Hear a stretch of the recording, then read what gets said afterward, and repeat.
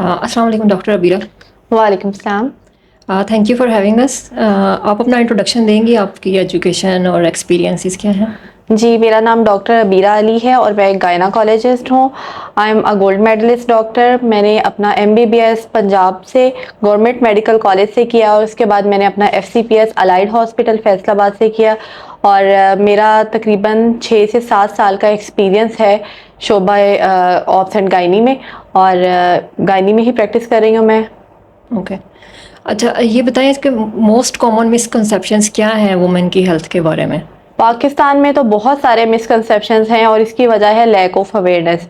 अगर हम बात करें एक यंग लड़की की जो अभी जिसको स्टार्ट होते हैं पीरियड्स, तो पीरियड्स के स्टार्ट होते साथ ही उसको बहुत सारे मिथ्स का और मिसकंसेप्शंस का सामना करना पड़ता है। सबसे पहले ये कि पीरियड्स के बारे में ये कहा जाता है कि पीरियड्स में कुछ अपनी डेली एक्टिविटीज़ नहीं कर सकती, आप नहा नहीं सकती। इस तरह के बहुत सारे मिथ्स वो अपने बड़ों से सुन रही होती हैं और इसके बारे में कुछ भी उन्हें क्लैरिटी नहीं होती, यानी कि उन्हें बता दिया जाता है कि ये आपके ख़ास दिन है जिनमें आप अपनी फ़िज़िकल एक्टिविटीज़ रूटीन की नहीं कर सकती, और इसकी वजह से बाज़ ख़वातीन को हाइजीन से भी रोक दिया जाता है और उनकी पर्सनल हाइजीन और मेंस्ट्रुअल हाइजीन का वो ख्याल नहीं रख पाती। तो इस मिसकंसेप्शन को दूर करने की ज़रूरत है कि पीरियड्स के दिन में आप अपनी डेली एक्टिविटीज़ और रूटीन एक्टिविटीज़ जारी रख सकते हैं, और अगर वो डेली नहा भी लेंगी तो कोई इतना ख़ास फ़र्क नहीं पड़ेगा, बल्कि इसका फ़ायदा ये है कि उनकी मेंस्ट्रुअल हाइजीन बेहतर होगी। तो अपनी सेहत का ख्याल रखें और अपनी रूटीन की एक्टिविटीज़ जारी रखें। ये कोई इतना अनोखी चीज़ नहीं होती और इसको रूटीन के तौर पे लेना है। अच्छा, जैसे आपने अभी बताया, इससे मुझे माइंड में आया कि वो वाकई में कहते हैं कि ठंडा पानी से यूज़ नहीं करना चाहिए, पाँव पे ठंडा पानी ना पड़े, जिस्म पे ठंडा पानी ना पड़े पीरियड्स के डेज में, उससे इश्यूज़ होते हैं। हाँ, इज़ इट ट्रू? इसके बारे में भी एक मिथ बहुत इंटरेस्टिंग है कि अगर आप ठंडा पानी यूज़ करते हैं तो आपके पीरियड्स रुक जाते हैं। हाँ जी। या आप नहा लेती हैं तो आपके ब्लड फ्लो रुक जाता है, लेकिन इससे कुछ भी नहीं होता। आप फ्रेश हो जाते हैं, वो फ्रेश होते हैं और इसकी वजह से आपकी पेन थोड़ी सी बेहतर हो जाती है, लेकिन फ्लो बिल्कुल भी नहीं रुकता। फ्लो का इस चीज़ से ताल्लुक ही नहीं है। फ्लो का ताल्लुक होता है आपकी यूट्रस की एंडोमेट्रियल लाइनिंग के साथ। वो जितनी थिक होती है उतनी ही ज़्यादा ब्लीडिंग होती है, और हार्मोन से ताल्लुक होता है ब्लीडिंग का। तो पानी से या ठंडा पानी पीने से या ठंडे पानी से नहाने से कुछ भी ऐसा फ़र्क नहीं पड़ता। ठीक है। अच्छा, अगर स्क्रीनिंग टेस्ट के बारे में मैं आपको ऐसे क्वेश्चन पूछूं कि डिफरेंट स्टेजेस होती हैं वुमेन के, जैसे एडोलेसेंट है, फिर उसके बाद थोड़ा चाइल्ड बेयरिंग एज में जब आ जाती हैं ज़्यादा 30-40, या फिर जो मेनोपॉज के पास होती हैं, उनमें कौन से स्क्रीनिंग टेस्ट हैं जो कि इम्पोर्टेंट हैं? हाँ, जो एडोलेसेंट लड़कियां हैं ना, तो उनमें यूजुअली किसी खास स्क्रीनिंग की ज़रूरत नहीं पड़ती अनटिल अनलेस कि उनके अंदर कोई फैमिली हिस्ट्री मौजूद हो, कोई रिस्क फैक्टर मौजूद हो। एक टेस्ट जो कि हर लड़की का होना चाहिए वो है पैप स्मीयर टेस्ट।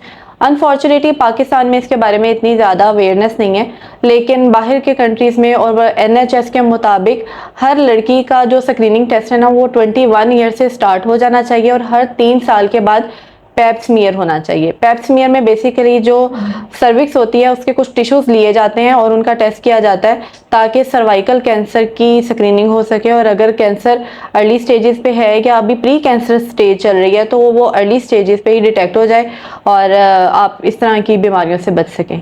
अच्छा, ये पैप स्मीयर जो है ये सिर्फ मैरिड वुमेन के लिए है या फिर नहीं, ये मैरिड लड़कियों के लिए नहीं है। ये स्टार्ट 21 साल से हो जाता है। इसका मैरिड से या अनमैरिड से कोई ताल्लुक नहीं है।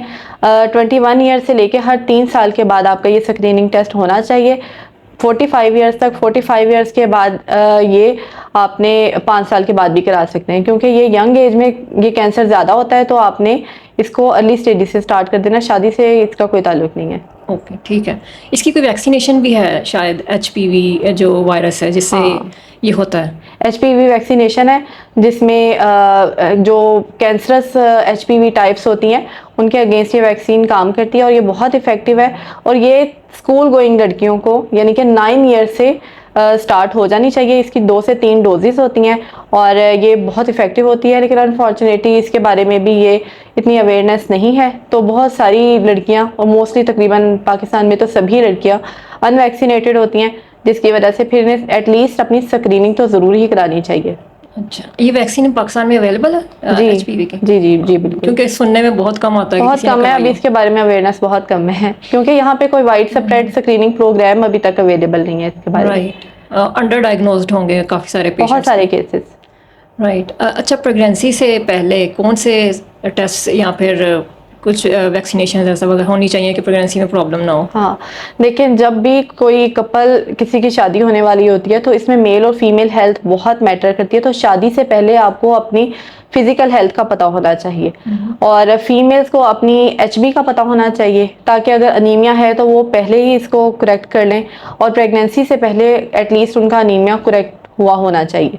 और इसके अलावा आपको अपने ब्लड ग्रुप का पता होना चाहिए, हस्बैंड के ब्लड ग्रुप का पता होना चाहिए, ताकि जो RH इनकम्पैटिबिलिटी जैसे केसेस होते हैं तो हम उनको भी डील कर सकें। और इसी तरह से अगर डायबिटीज़ है तो ये एटलीस्ट शुगर का test, blood pressure, blood group और सीबीसी, ये टेस्ट हर लड़की के होने चाहिए प्रेगनेंसी से पहले।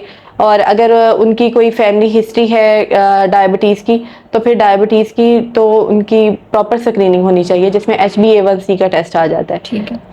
अच्छा, और वैक्सीनेशंस में रुबेला मैंने सुना था कि वो उसका वैक्सीनेशन ज़रूरी है, क्योंकि वो प्रेगनेंसी में अगर वायरस हो जाए या फिर मलेरिया था, I don't remember now exactly, तो वो बहुत मिसकैरेज क्रिएट कर सकते हैं या फिर और problems। रुबेला बेसिकली एक ऐसी इन्फेक्शन है जो प्रेगनेंसी में मिसकैरेज करा सकती है, पर्टिकुलरली पहले 3 माह के अंदर।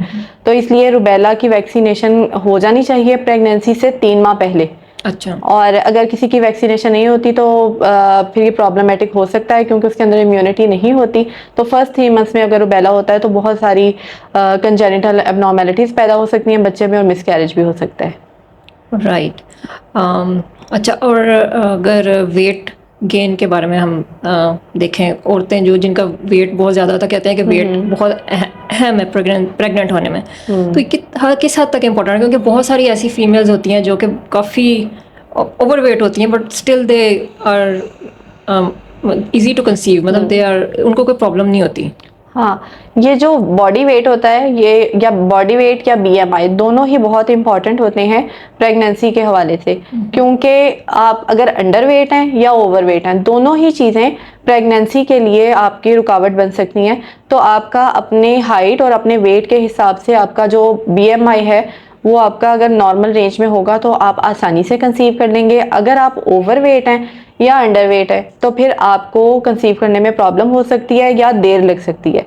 अब ये एक फैक्टर है कंसीव करने के लिए, लेकिन कंसीव करने के लिए और बहुत सारे फैक्टर्स और भी इसमें इन्वॉल्व होते हैं। तो अगर आप अपने वेट से थोड़ा सा ज़्यादा भी हैं, आपका वेट थोड़ा सा ज़्यादा है लेकिन आपकी बाकी हेल्थ अच्छी है, आपके हार्मोन्स बैलेंस में हैं, इंसुलिन रेजिस्टेंस नहीं हुई, पॉलीसिस्टिक ओवरीज नहीं हुई और इसके अलावा आपके पीरियड्स रेगुलर हैं, तो आप कंसीव कर सकती हैं।